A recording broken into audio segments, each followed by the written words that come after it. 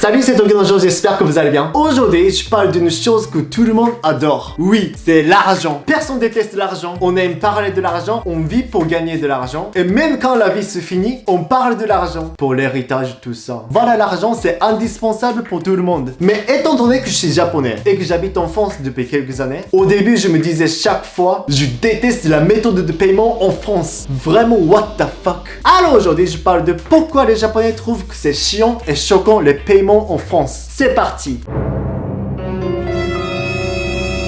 En France, à la boulangerie ou même au supermarché, ils refusent souvent le billet de 50 ou le billet de 100 euros. Dès que j'ai débarqué en France la première fois, suivant.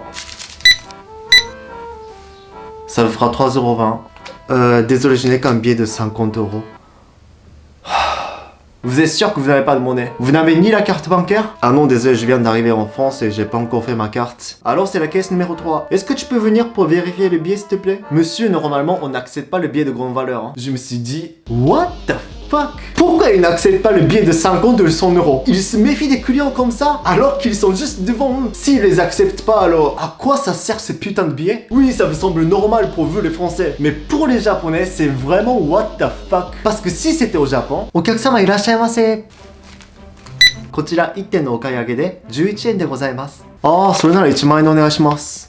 はい、こちらお釣りですね。9989 円でございます。Au Japon, peu importe le quartier, il n'y a aucun problème pour régler un tout petit achat avec un billet de 10 000 yens. Aucun caissier ne fait la grimace. Oui, en France, je sais que les vendeurs ne veulent pas avoir la responsabilité car il y a beaucoup de fausses monnaies et tout. Donc maintenant, je comprends qu'ils ne prennent pas souvent les billets de 50 ou 100 euros. Oui, peut-être sauf à Monaco. Le supermarché de Monaco, ils prennent les billets, sauf les billets de 500 euros. Ok, donc j'ai compris, c'est pas bien de payer avec un billet de grande valeur. Ok, donc je paye avec un billet de 5 euros. Bon, ça me fera 3,20 € s'il vous plaît. Je paye avec un billet de 5 euros s'il vous plaît. Monsieur, vous n'avez pas 20 centimes? Non, j'ai pas de pièces. Vous êtes sûr? Oui, oui. Ok, 1,80.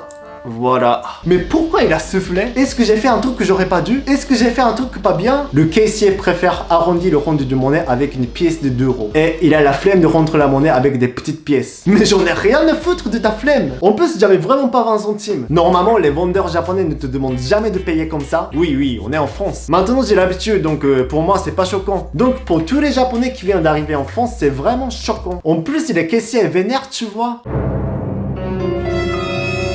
À mon avis, les Français ont trop l'habitude de payer par carte. Même beaucoup de gens ont déjà une carte bancaire. Mais au Japon, on paye souvent en liquide. D'ailleurs, je ne connais presque aucun jeune japonais qui ont la carte de crédit ou carte débit. En plus, plein de magasins au Japon n'acceptent pas la carte bancaire. Oui, on préfère par cash. On aime les choses matériel, tu vois. Et les Japonais ont l'impression de dépenser trop d'argent s'ils utilisent la carte. Donc quand je suis venu en France, je me suis dit, oh, on peut payer par carte bancaire, c'est classe. Je suis comme les adultes. Plein de magasins l'acceptent en plus. Cool. Mais moi honnêtement, je trouve que c'est pas toujours un truc génial de payer par carte. Parce que si on paye toujours par carte, au fur et à mesure, on s'en fout de compter les chiffres. Et les vendeurs et les caissiers n'ont plus l'habitude de compter la monnaie lorsqu'ils la reçoivent par les clients. Oui, quand on paye en liquide, c'est pas les caissiers qui doivent calculer. Car ils rendent juste la monnaie marquée sur le ticket de caisse. Mais même si c'est le cas, ils devront quand même vérifier la monnaie qu'ils reçoivent. Et ça m'arrive tellement souvent ce genre de problème. 5,45 € s'il vous plaît. Tenez.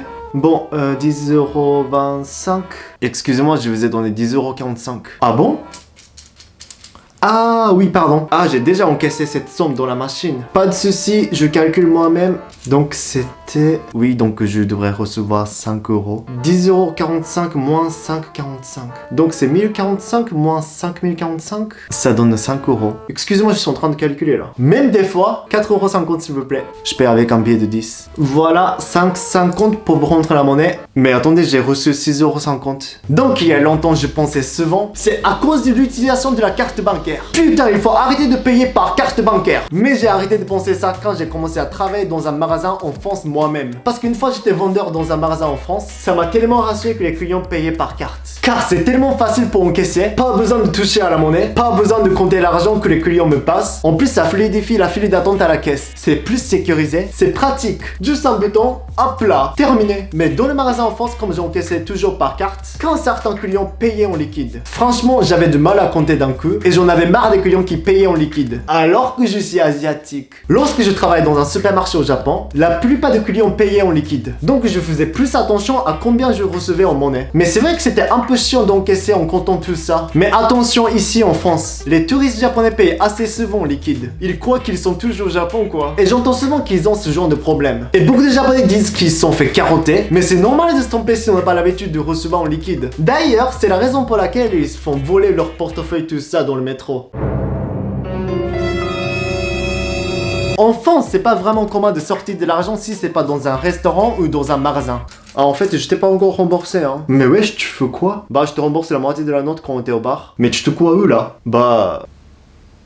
dans le métro parisien. Tu te fous de ma gueule? Mais au Japon, c'est tout normal. Ah, ouais, ça, ah, ça va, hein. En France, même quelqu'un qui fait tomber sa monnaie dans la rue, tout le monde le regarde. Donc je me rends compte tout de suite que ce n'est pas un truc qui se montre normalement dans la rue. Au Japon, il y a des tas de distributeurs de boissons dans la rue, des distributeurs de tabac et des distributeurs de jeux. Donc on sort souvent le portefeuille. Mais en France, quand on sort le portefeuille dans la rue, c'est soit pour acheter la drogue ou soit pour acheter des capotes. À Paris, on voit des mecs sortir leur bite pour faire pipi dans la rue, mais on voit jamais les gens sortir leur portefeuille dans la rue. C'est pas normal. Bon, je critique pas le système de paiement tout ça en France. Maintenant, j'ai l'habitude. Et je trouve que c'est même logique d'encaisser par carte. Et la réaction des Français face à la monnaie. Juste pour les Japonais. C'est vraiment inhabituel de voir tout ça. Je connais même des Japonais qui habitent en France depuis longtemps et ils ne comprennent toujours pas ces systèmes-là. Et merci d'avoir regardé cette vidéo. J'espère que ça vous a plu. Abonnez-vous et partagez la vidéo s'il vous plaît. Et si vous voulez, mettez le pouce vers le haut. Salut!